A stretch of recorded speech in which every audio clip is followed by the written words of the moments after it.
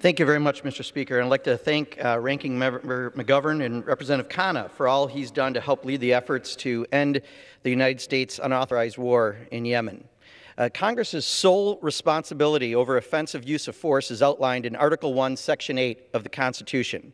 Congress shall have power to declare war.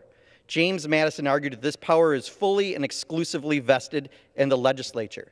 Yet today, House Republicans are attempting to avoid their responsibilities by sneaking unrelated language into this rule, which will prohibit consideration of a war powers resolution pertaining to the U.S.-Saudi war in Yemen.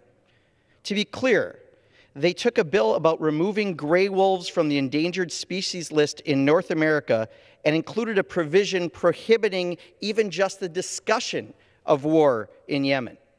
Now, there are rare Arabian wolves native to Yemen, about 1,000 or 2,000 roaming in the Middle East. Canis lupus arabs is the subspecies of gray wolf.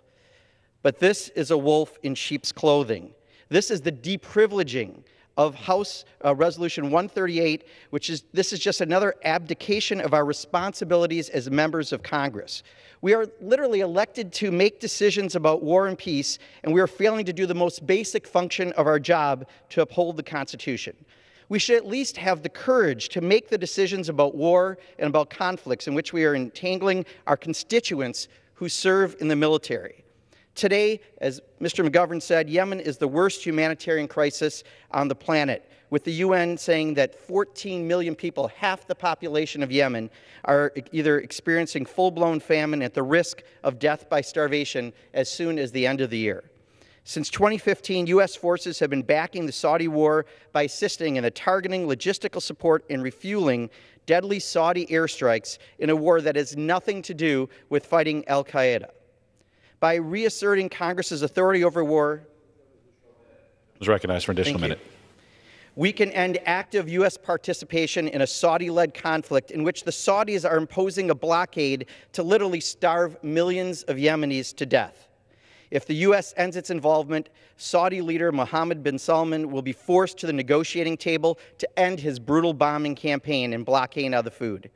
Even the Senate isn't afraid to take this up. In March, under Leader Mitch McConnell, the Senate debated and voted on the unconstitutional war in Yemen. 44 senators voted for the measure. A bipartisan group led that.